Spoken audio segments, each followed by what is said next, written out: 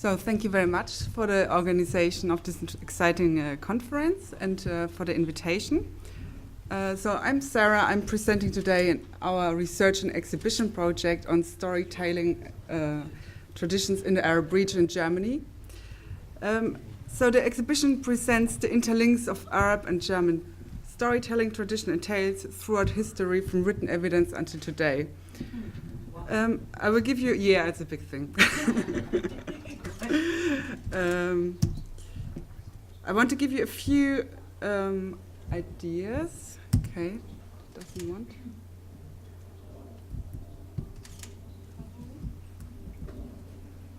Is there a way, how can I? Moving? No. Oh, I know okay. why. Okay, no, sorry. It's always horrible with other laptops. There are too many things open. Ah, okay. So, you know, Windows is a stupid machine. Okay. You know, it's rather.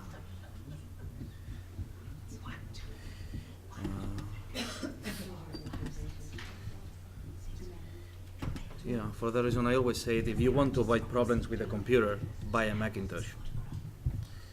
Oh, I have one. That's so, not true. You know. Oh. This is why I always send the presentations beforehand, because I never worked with them. Now we have it in theory. Yeah. Now this is what you had to have in front. Now if you're moving. Yes, perfect. Now it's okay. All right. Okay, I want to give you a very short impression of this exhibition before I tell you what I'm going to talk about, because I want to make you raise your sensitivity towards how problematic cultural diplomacy can be as well. So I'm not thinking that cultural diplomacy is per se a good thing. It can be also problematic and can be abused by states in order to enforce power. And I want to make sure that you are aware of how you can ensure that the cultural diplomacy projects you might engage in also have the effect of the positive intended results you wanted to have.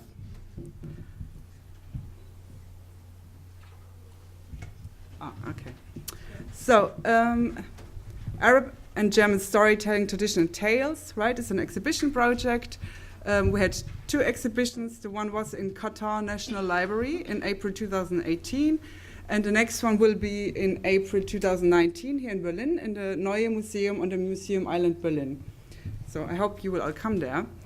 So there are several key players in this project. It's the Egyptian Museum and Papyrus Collection. This is part of the States Museum of Berlin, which is part of the Stiftung Preußischer Kulturbesitz, which is basically the biggest cultural project institution in whole Germany and internationally very famous. So the cooperation was with Arab German Young Academy of Science and Humanities. This is an initiative that was founded in 2013, and it's a thing that goes on between Bahrain and Germany. It brings together researchers and scholars from the Arab region and Germany. For the first exhibition, we had also, because it was in the Qatar National Library, the Qatar National Library was the key partner, and it was funded by the Federal Ministry of Education and Research and various other funders. So here are a few images of the exhibition in Qatar. So this is there was the entry, so to say. On the left side, you see Professor Verena Lepper. She is the head of the project, and there are all the sheikhs and the whole government was basically there to open it. So this exhibition is a really good example for cultural diplomacy.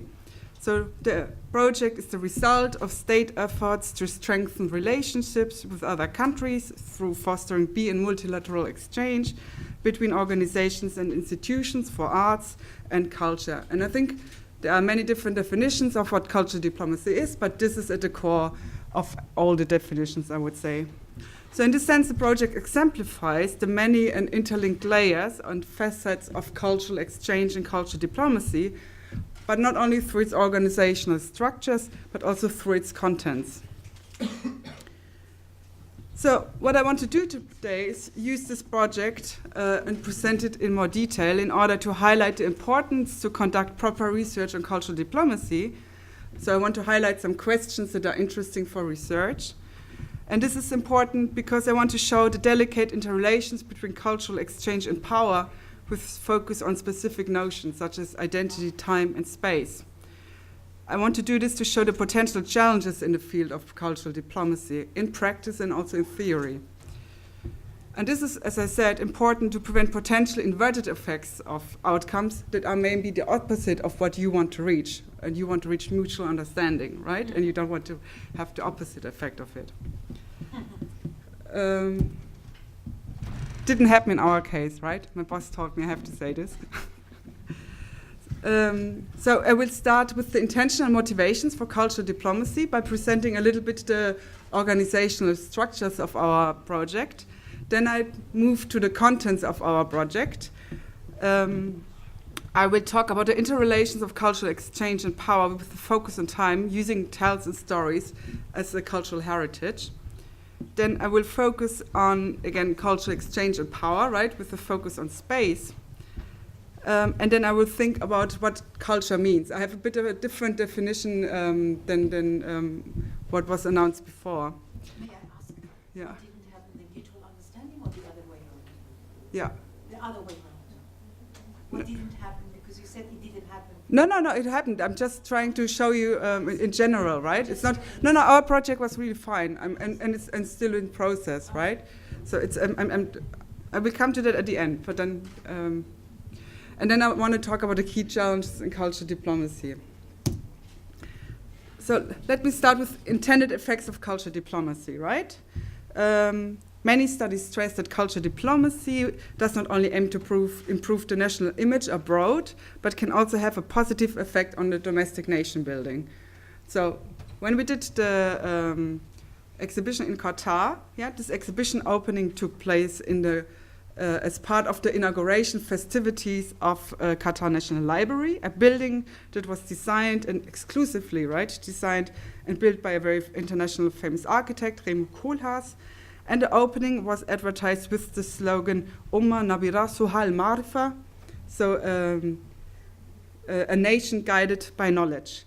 And this clearly reveals already the key vision and strategy of the Qatari government, right? They want to create and reproduce a future image of the nation, a nation which is guided by knowledge.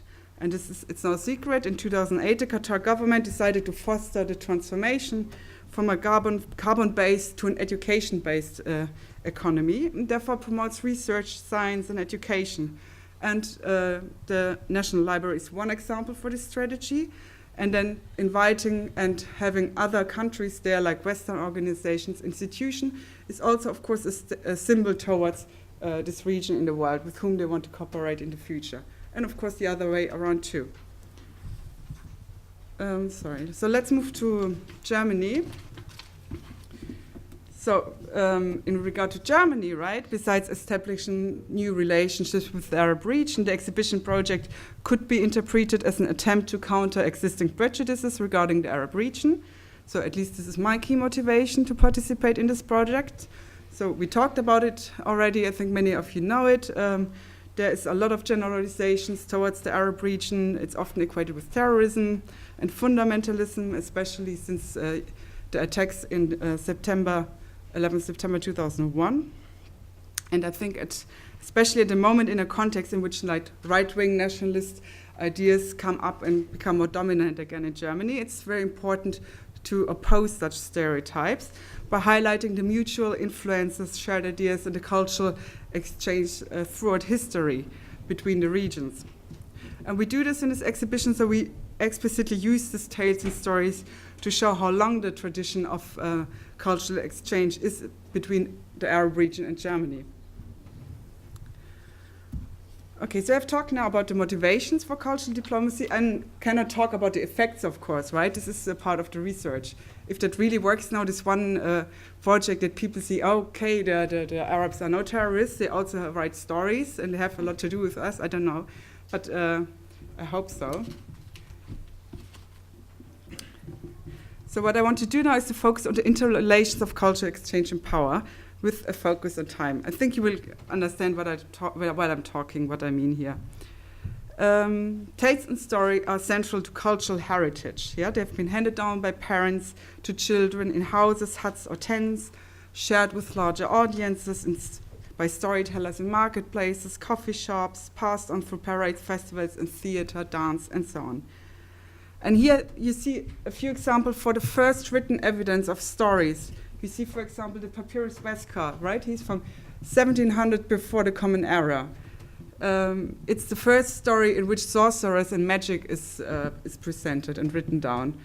You see the tale of Sinur, 2000 before the Common Era, or the eloquent peasant, my favorite, 2000 before the Common Era. It's a peasant that goes to lament about the kings and how badly they are governing the country. So, long tradition of complaints.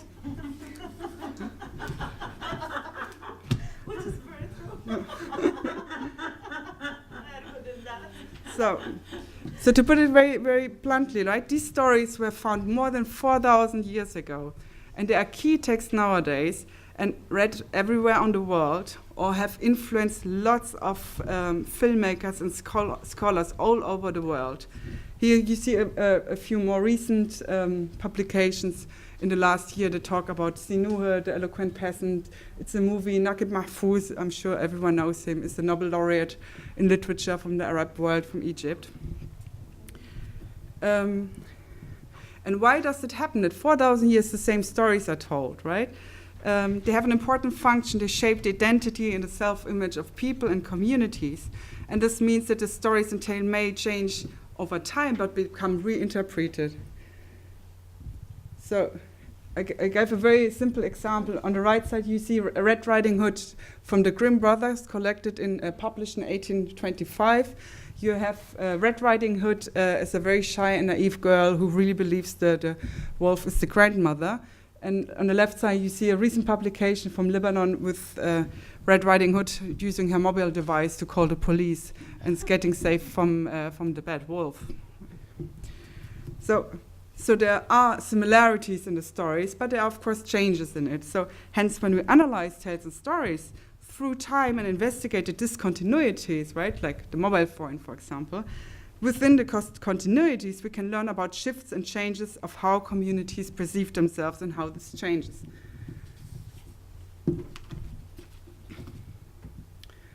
So the ways how stories and tales are passed on to the next generation has a lot to do with power. Storytelling has been foremost an oral tradition for centuries, right? The writing and the collecting of tales and stories tended to be an exclusive endeavor that remained a privilege of the elites for centuries. This is illustrated here by the figure of the Henker. He was a senior official and head of the pyramid site of the King Snofru in Egypt. And it was quite common at this time to present yourself as a scribe because it was a symbol of belonging to the elite, because only a few people were in command of writing. Writing was necessary to rule the country as well, right? And there were two reasons why the capability of writing was so important. First, on the one hand, in ancient Egypt, people believed that there is a life after death and that they could take objects and texts with them. And this is why first written evidence was often found in graves. So this capability to write and have texts and be able to take them with you gave you a kind of transcendental powers because you could influence your life after death. So, I mean, this is a power we all wish to have, right? And the second reason is, which is more interesting for us now maybe, why writing was so important was to maintain the status quo for future generations, right? Pharaohs and the elites were quite aware of this, and they put major importance to portray their power in forms of images and text. So this is really a power that cannot be understated. The ways of how we present the past nowadays, in museums, for example, show how we reimagine ourselves. And experiences from the past serve as means to legitimize contemporary political views or decisions. So I just want to give an example. For example, in Egypt, on a citadel, there is a military museum, and you will see a history of the success of Egyptian military, but you will find no way that there is a critical discussion about the role of the military.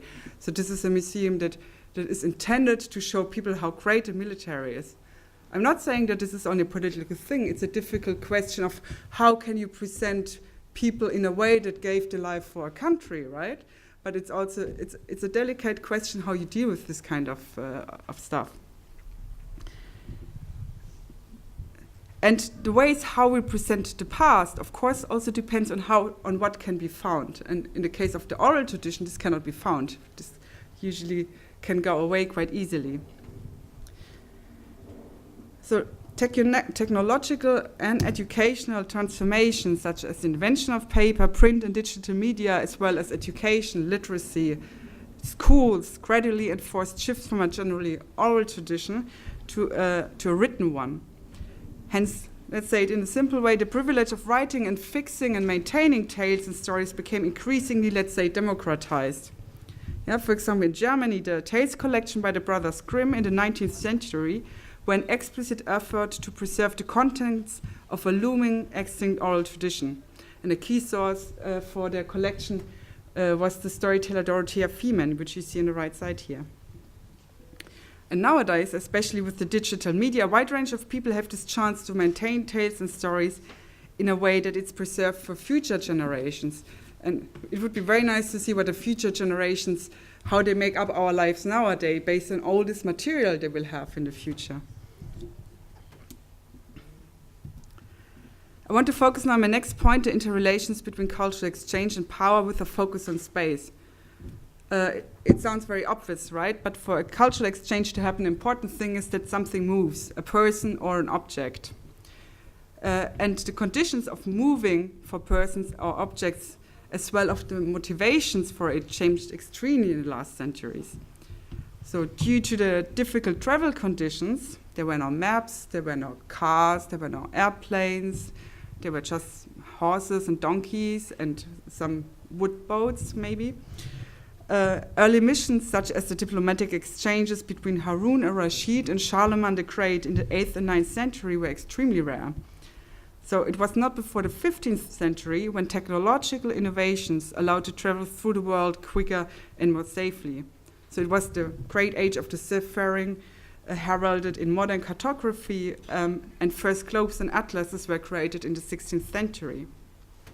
And from this time on, exchange between the Arab region and Europe increased in order to trade goods and slaves, but also to gain new knowledge in various fields by gathering insights from the other regions.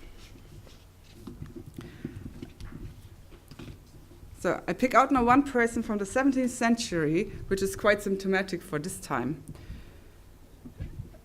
The French scholar Antoine Galland traveled at the end of the 17th century to the Arab region to collect coins, ancient coins, copied inscriptions of monuments, and collected tales, such as the Arabian Nights.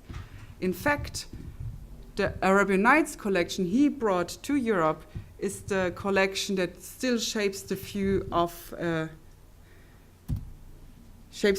how we understand the Arabian Nights today.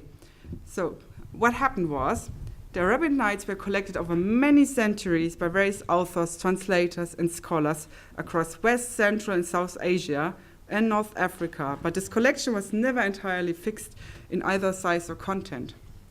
Then in the end of the 17th century, Galland traveled through the region and collected some manuscripts of the Arabian Nights, brought them to Europe, and translated them into French. They were met with huge enthusiasm, and the French audience wanted more stories from the 1001 Nights.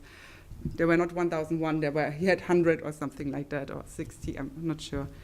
So Galland traveled again, but he couldn't find any more manuscripts. Hence he consulted storytellers and wrote down their tales and stories, and they become part of this collection. And this were Ali Baba, Sindbad, and the 40 Thieves. So basically the most famous tales in the collection were based on oral transmissions rather than on written manuscripts. So it was some storytellers that kind of said, oh, this might be a part of the 1001 Nights. And this French translation of Galland, when he finalized it, was then translated back into Arabic. So how Arabic are the 1001 Nights, right? So this is the question. Or how German, or how French, or how English, or So especially from the 19th century, as a result of European colonialism, diplomatic exchange between the Arab region and Europe became more common. And I pick out another figure of this time. It was in this century, for instance, that the German Johann Gottfried Wettstein became a Prussian consul in Damascus. Yeah, and Escalon, his figure was quite symptomatic for the time, as I said. He studied theology, Arabic, and other languages, and this qualified him for several diplomatic functions in the region. It was maybe out of his personal interest to collect cultural artifacts and also manuscripts of the Arabian Nights. His collection, by the way, is a key collection nowadays of the Berlin State Library. But the point is that in this time, the collecting of cultural artifacts gained increasing importance in order to exercise power. So in contrast to the time of Galland, right? During Galland time, it was basically, I need status symbol, and status symbol, why you needed something exotic, something interesting from another country. But in the time of Wettstein, it was already understanding other cultures served to understand and to rule them better. So the intention of cultural diplomacy is the opposite, right?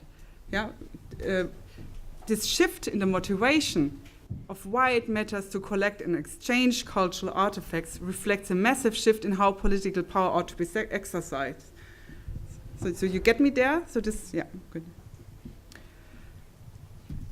So in retrospective, it was this mixture of technological innovations, the striving for political power through conquering and trade, the search for new insights, national and personal curiosity throughout history that also enabled and enables some of the greatest examples of cultural exchange, such as the Arabian Nights, or in a similar vein, the children and household tales that were collected by the famous Grimm brothers in the early 19th century.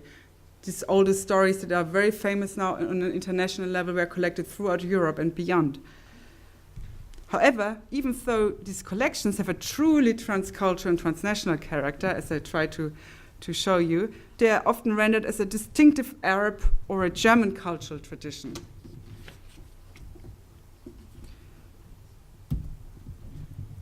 And I want to continue now using the example of the Arabian Nights to highlight the potential effects, right, when you ignore these underlying processes of exchange that have taken place throughout history. The Arabian Nights were so popular that they inspired many authors in Germany. For instance, in the 19th century, Johann Peter Lüser wrote a German version of the Arabian Nights. It was called the Occidental 1001 Nights. Maybe you've heard of Wilhelm Hauff. He invented fairy tales, right? Many were called something like the Caravan, the Caliph's Stork. Very famous. I heard him as a child. And they are set in a fictitious Orient, right? And this Orient Hauff had from reading the Arab Nights. In a similar way, Karl May was in a fictitious Orient. And through this continuous representations of the Orient, a specific image of the Arab was also created.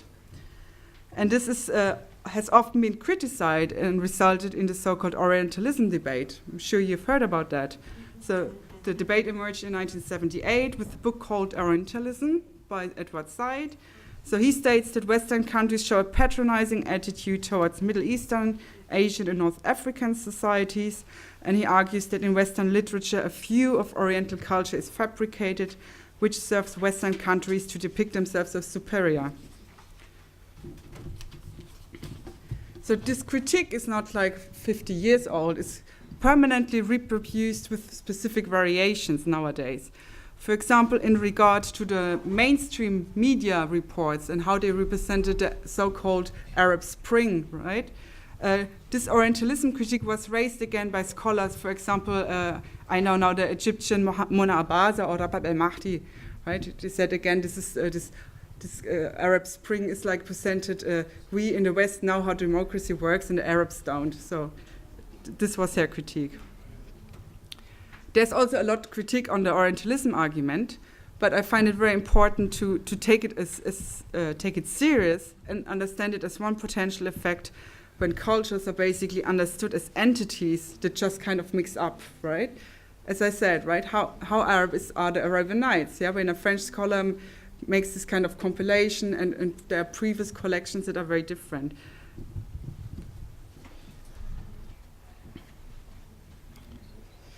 I also want to show that, and this is one point of critique in regard to this Orientalism argument, that also throughout history there were always artists, filmmakers, writers, and others that tried to overcome these stereotypes. So this is, for example, I mean, we can discuss now to which extent Goethe contributed to a specific stereotypical image of the Arab and the Orient, but he extensively engaged in studies on the region. Here on the left side you see his Arabic exercise when he tried to write it. On the right side you see, he still has to practice a bit more, right? On the right side you see the Sharh Diwan al-Mutanabi, right? He's, I think you should know him, right? A very famous poet in the Arab world. And Goethe loved him and quoted him a lot in the German literature as well. Okay, before I come to my conclusion, I just want to highlight some shared traditions, because this is really nice. So the comparison of Arab and German storytelling and traditions and tales reveals quite many linkages, as well as shared motives and notions. These are fables. The one is Kalila wa Dimla from the 16th, 17th century before the Common Era. And you sure have also heard from fables by the ancient Greek Aesop. They're still read in school nowadays, or I read them as a child at school.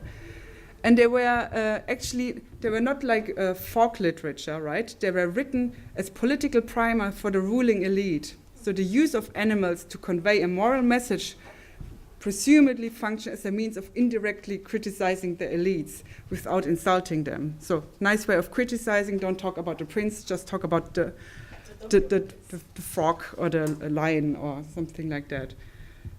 So this is a very, very interesting how elites and privileged people could be criticized in this kind of literature. Everyone needs heroes. Here you see, for example, that most famous heroes in Germany in the Arab region are adapted from epic literature, and they kind of have a historical background. So sometimes it's mixed up between the historical events and fiction. So Siegfried is, for example, a mythical figure of the Middle Ages and plays a central role in the 13th century epic Nibelungenlied. And similar other Arab heroes, such as Prince Hamza or Anta ibn Shaddad, are likewise famous and known by children even today. A very famous Arabic epic poem is the Beni Hilal, describing the adventures of a Bedouin tribe over a couple of centuries. And this was actually added to the representative list of the UNESCO Intangible Cultural Heritage.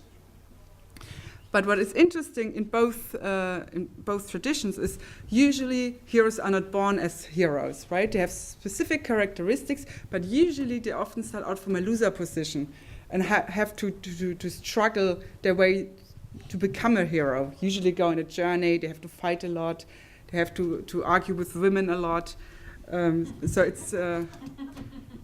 And that was very interesting for me through the exhibition. I learned about the epic That al-Himma. She's a female princess. So she was basically leading armies and fighting with her sword. This is not very common in Germany. You don't have princesses with swords. There are few women in the Nibelungenlied, for example, that fight, but they are highly critically discussed in academic literature.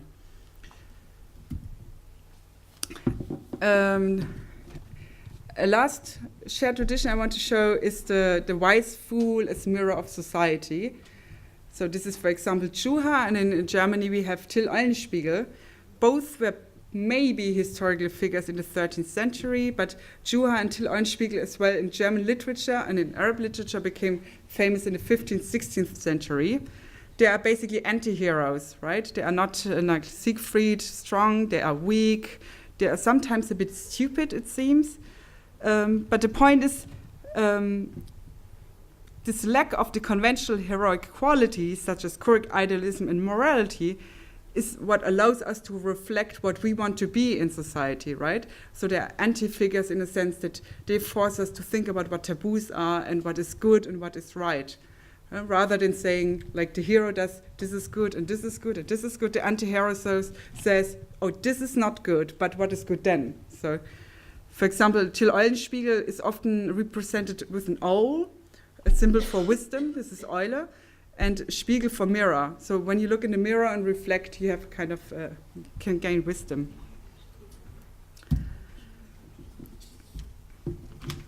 So using the example of tales, I've highlighted the various interrelations between cultural exchange and power. I tried to focus on different conceptual elements like space and time. And I hope to show you how delicate these interrelations between cultural exchange and power are, and that it has potentially very positive but also potentially negative effects.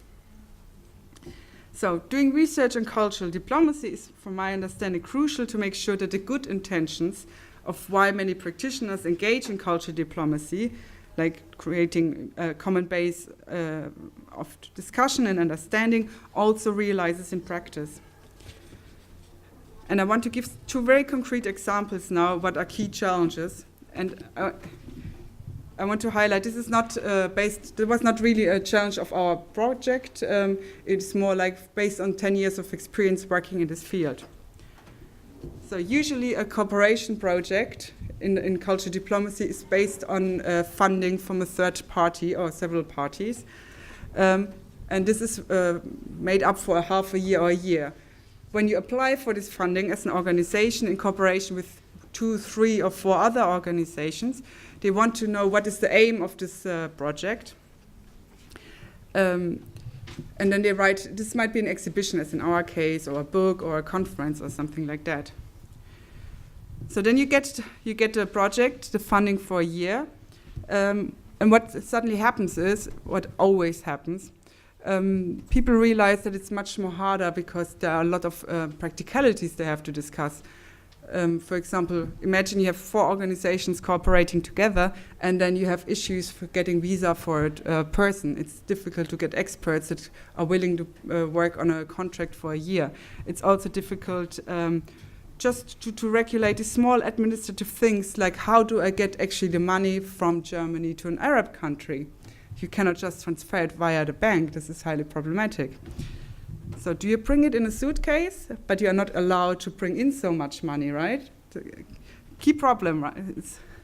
I know project with Pompey, they were sent in prison because of this, because they had too much money, because they wanted to pay the project partners, because they didn't get the money in time, and the people needed it to continue working on it. So very simple things beginners in this field are not aware of and always fall into this kind of trap, and there are also not always structure in order to solve this problem.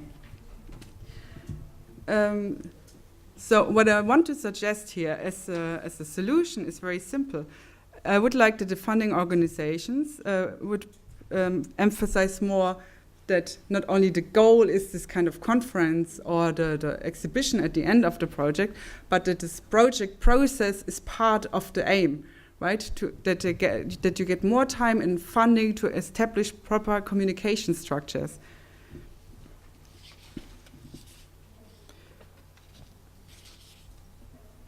And the other one is the prevention of inverse effects of cultural diplomacy. States provide funding and infrastructure for artists and art institutions to independently conduct projects. This is the idea of cultural diplomacy, but how independent are they actually? First, however, usually there are certain themes you can apply for. So this means that potentially a huge amount of artists that are not interested in this theme or critical of the specific state institution or state practices cannot or do not wish to apply. This means you favor specific artists over others through this funding structure, and usually, as soon as they are involved in these networks, they have easier access to future projects and funding. So when you operate now with political authorities that might co-opt with artists and authors to legitimize their political practices, even though they might be problematic in terms of human rights, and then you partly implicitly support them, right, through the support of the artists. I'm not saying that this means we should stop cultural diplomacy. You see, I'm still working in it. But there is not a common solution for these kind of challenges. But it highlights the question how cultural diplomacy is enacted and implemented is highly delicate. And here research on cultural diplomacy can hopefully help to find more individual solutions. Yeah, thank you. So it was a bit long, wasn't it? Yeah. No, fantastic. Yeah. Yeah. Yeah. We'll start. So do you consider the inverse effects of cultural diplomacy a distrust or a misunderstanding between cultures? And what is the worst case scenario for a project that's not handled with delicacy like you're referring to? No, I don't think it's about distrust, right? It's a lot of structural problems that people are not aware of, and that you suddenly are thrown into. Yeah. For example, as I said, you have no experience with the Arab region, right? And then you get suddenly funding for a project, and then you engage with it. Then you will realize you lead there are a lot of legal issues you have to face, right? Just simply getting visa, things like that. Your administration requires specific things like financial documents and so on. It's very difficult for some Arabic countries to provide such documents. So the German administration goes crazy about that, right? Because they can't get the documents, and they can't get the document in time. So things like that. And then the side of the other project partner is similar, right? They need some stuff that the German side could not provide. Yeah. I really want to highlight as well, this is not really a thing which is between Germany and the Arab world. This already happens within one single institution when just two departments cooperate. But then when you cross like regional borders, national borders, and EU borders, this kind of multiplies, this kind of practical challenges. Especially now, right? It's so difficult in this situation of migration and this national discourses about it to get proper visa for people from the Arab region to come here. This can take weeks, right? You don't, believe me, the funding is not so good that you have weeks to spend your time and energy to get a visa for 20 people or something like that. So this is a quite typical challenge, or the money transfer, right? And then, of course, when the partners do not know each other yet and haven't gone through this procedure and these experiences, of course there is distrust happening. This is what I mean, right? You have then often, it always usually worked out from my experience that they kind of at the end had an exhibition or a book or a conference, but all the people participating in this project, and there are so many people indirectly participating as well as the administration, they usually say, I don't want to do this anymore. Yeah. So the point is also that the logic of administration, and administration is there to stabilize things. They make things slow, right? It's not for them to work with third-party funding. Third-party funding is you get the money now. In 5 months, the project is over, and you have to present these results. And the administration, it just takes time. So I have, for example, I'm really an opponent of this more and more funding programs that we have in Germany now. I would prefer much more long-term strategic funding of institutions that they can build up a strategic partnership and employ people properly. You can't do proper projects and research within a 1-year framework. When you get a contract for a year, then you look for the next contract already and are more occupied with getting a new job than engaging in the project. And at the same time, what happens with all the interesting results that you get during this project? What happens with them after this year? They will be gone, right? And it was if it was a project that had a lot of issues, for example, I was working in Egypt during the revolution, right? What do you think, how often it happens that there was a smaller or bigger political crisis and people were not allowed to come for insurance reasons? Then you had to postpone the event again and the event again, so you couldn't stick to the timeline. And then the Foreign Office says something like, well, you have to stick to the timeline. And then you say, yeah, I can't stick to the timeline, right? They are not allowed to come, as you said, as Foreign Office. Yeah, but it's not the Foreign Office in Cairo that says that, it's a Foreign Office in Berlin that says that. So within the department, you already have these different legal frameworks based on which they operate, and that causes problem, right? So this is what I mean. There are lots of good intentions, but there are lots of structural problems. And the question is, how can we think that the structural circumstances, we can make them a bit better and easier? Yeah, but from my experience, is we really engage people who do this kind of projects, and it takes them a lot of effort and personal and private time as well. And I mean, there are points in life where you just simply cannot afford this anymore, right? When you have children or stuff like that, or if these are political problematic projects, yeah. So For example, it was something completely different operating when Morsi was elected in Egypt than operating under Sisi, right? I'm not saying the one was good or the other bad, so I'm not giving a political statement here, but it was a completely different setting of what kind of projects were interesting and important. And I mean, there were many artists that stated at the time, we do not want to do political art, we do not want to do art about the revolution. But of course, everyone wanted to see revolutionary art, right? Because that was everyone seemed to be interested in. So you had kind of these people that were willing to participate in this revolutionary art, but then after Sisi was in power, for example, they could also be easily criticized, right? When they were too critical of things or something like that. So this is why I put so much focus on this notion of time, right? Something can change within a month or a year. So. It's not even a structure, it's a systematic problem. Yeah, it's you are in the system. Yeah. You have a system dysfunction. Yeah. So the channels cannot go through. So you cannot really. It's because the structure, if it is a structural problem, you could try to build the structure. But if it is a systematic problem, it's in the system. It's like the bug in the apple. The apple is not.